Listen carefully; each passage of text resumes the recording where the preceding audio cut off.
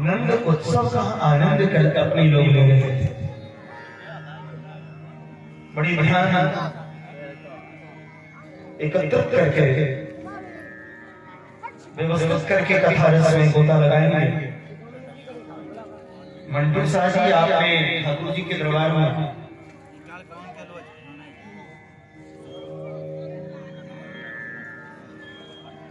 आपका जो समर्पण है वो 200 रुपए से है। स्वागत है।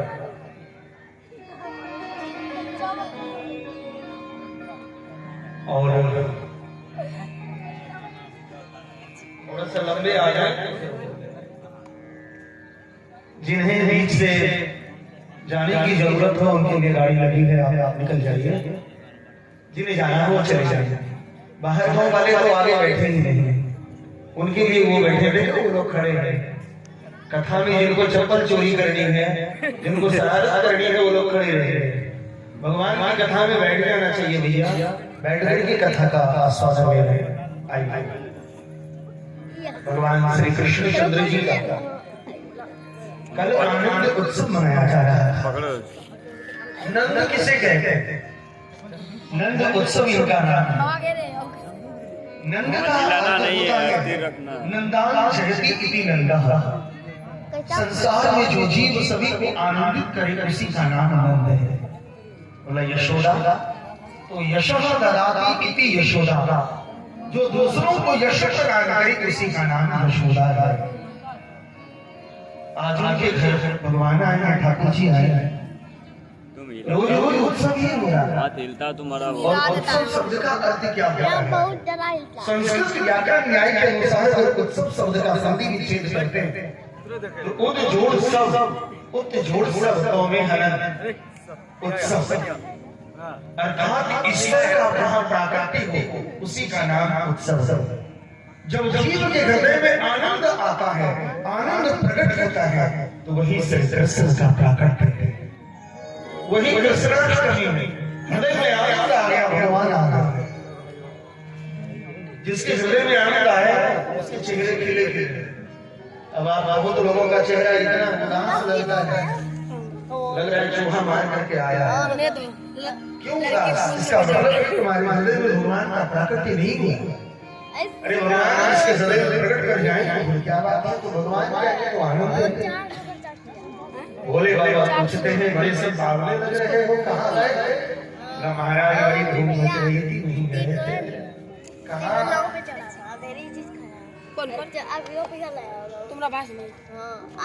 कब मत करो, कथा सुनो।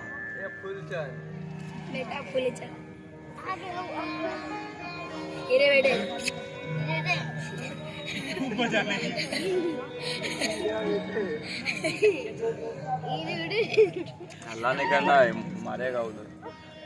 भगवान श्री भोलेनाथ पूछते हैं, बड़े बाबरे नजर आ रहे हो? बोले बाबरे हैं। कहाँ गए थे? बोले महाराज बड़ी धूम मच रही थी। कहाँ? तो गोकुल में। और क्या हुआ? ठाकुर जी का अवतरण हुआ है।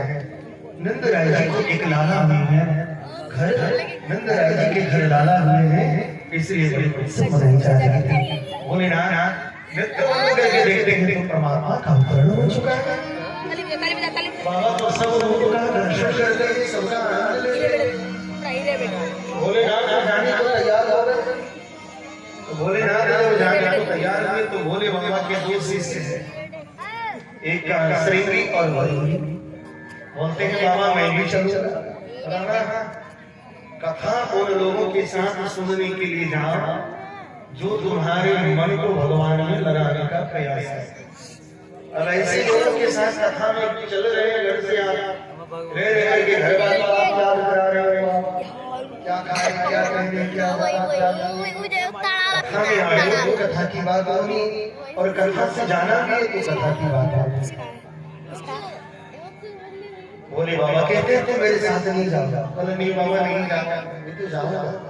अगर नहीं ले गया तो, अगर नहीं ले गया तो मैं तुम्हारी पोल खोल दूंगा। क्या पोल खोलेगा? तो पोल यही खोलेंगे बाबा कि आप साधु का जो वेश बनाए हैं ना, आप साधु नहीं है, आप भोलेनाथ हैं। जब हम सबको बोल देंगे आप भोलेनाथ हैं तो तो फिर सोच लेना आपकी खैरियत क्या होगी। तो हर गुरु को तो चेलों से ही भय है।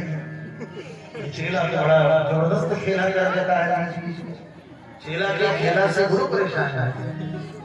चलो कोई बात नहीं, भोले बाबा कहते हैं जाओ तो साथ में, लेकिन उन्होंने रहना। अब कथा सुनने आए हो, मंच पर बैठे हो, कान में मोबाइल लगा के हाथ पर 3 घंटा मोबाइल अगर इतनी ही काम है तो फिर आए तो बात हो गई।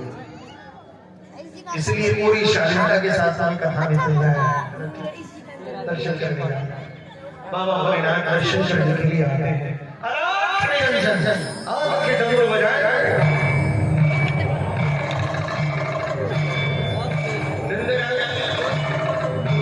यशोदा मैया बोले कोई साधु बाबा ने डमरू बजाया।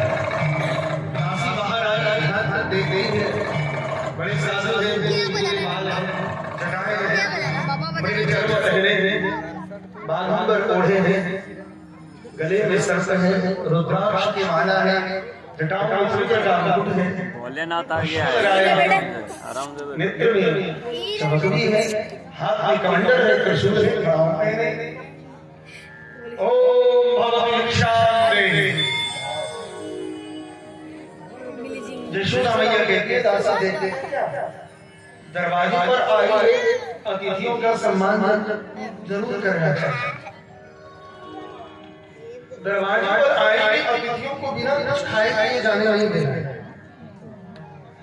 अगर एक भी अतिथि आपके द्वार से बिना भोजन किए चला जाए तो आपके घर के सारे संचित पुण्य चले गए।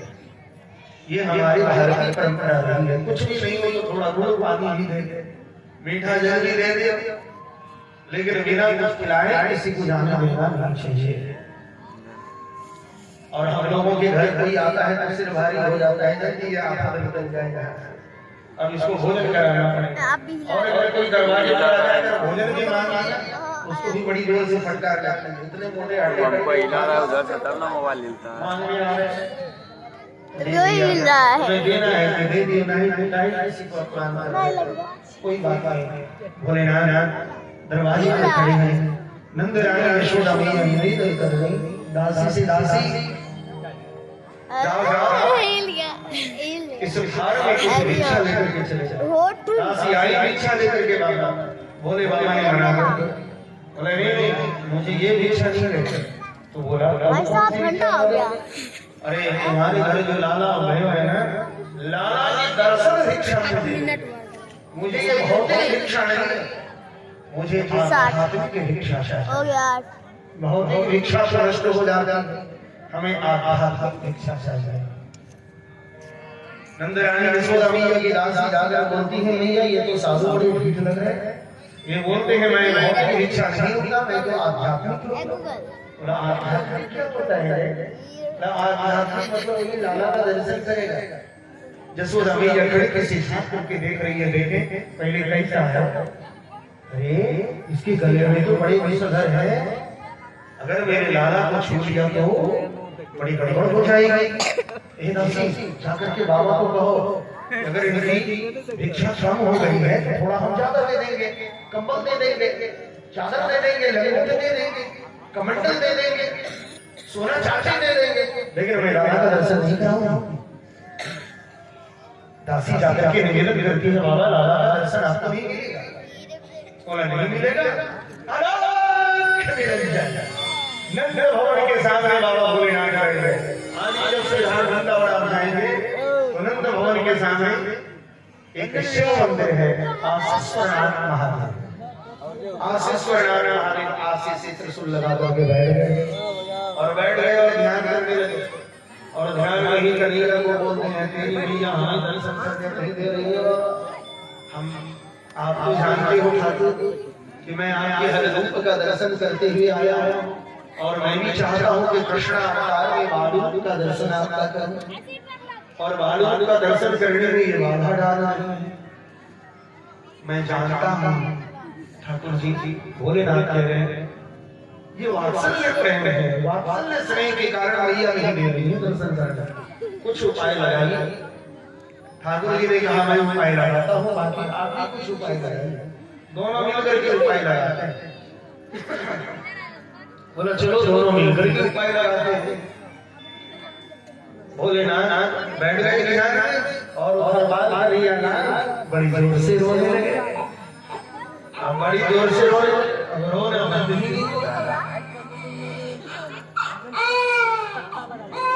अब यशोदा मैया आकर के घबरा के अरे दासी जी, अरे ये बात तो हो रहा है, जल्दी एक पंखी लाओ और किस इसको झाड़ रहे हैं। अरे लाला ले ओ नंद दे पानी नीचे माथा पर घुमा रहे, मिर्ची डाल रहे, लेकिन लाला रोना उनका कारण है बंद ही नहीं हो रहा। बोला ये क्या करो, देखो तो कोई साधा आदमी है, कोई सिर पे हाथ डरा दे, झाड़ा लगा दे। भोलेनाथ जी बोला ऐसे नहीं होगा, साथी ने ऋषि को बुला, गुरु जी को बुला, गुरु जी को बुलाया। गुरु जी देखिए ये लाला रो रहा है। शांति ऋषि कहते हैं ठीक ही बात है। यशोदा कहे रो जाएगी वाला, क्या जाने बाबा रात में इतने जो उत्सव हुए थे, इतना सुंदर श्रृंगार हुआ था, किसी की नजर लग गई मेरे लाला को, जब किसी मोर पंखे लगा था कि झाड़ा लगा था, जल्दी से छूट जाएगा। शांति ऋषि कहते हैं झाड़ा लगाने से कुछ नहीं होगा। बोला तो तुमने किसी को दर्शन करने से मना किया है? बोला हाँ। बोला किनको? मैं वही एक साधु आया था, जाकर के ढूंढो, जाकर के देखो, अगर वह है को ले आओ। दासी गई, बोले बाबा बोलो। तो उनके बगल में दूसरे की हमारे गुरु जी बोलते कम है, पहले चीजों से बात करो, क्या करना है? बोला चलिए ना अंदर चलिए ना, मेरे गुरु जी कहीं नहीं जाते। भाव थोड़ा बढ़ गया ना, थोड़ा लिखना भी जरूरी होता है। अब कह रहे क्या हुआ बाबा, अंदर चलिए, लाला को जरा लाला की नजर उतार दीजिए। बच्चों की नजर उतारना जानता है तुम्हारे गुरु जी? अरे हमारे गुरु जी हिमालय से सिद्ध होकर के आए हैं, ये सारे बच्चों की नजर ही उतारना जानते हैं। अच्छा तो चलिए अंदर बाबा की नजर, लाला की नजर उतार दीजिए। भोलेनाथ अंदर जाते हैं। बोले अंदर गए तो कहाँ? तो आंगन में खड़े हैं नंद राम यशोदा मैया लाला को श्रृंगार ला रहे हैं। आइए सुरबड़ा सा साहित्य हो जाए। बोलो प्रेम से कृष्ण लाल की।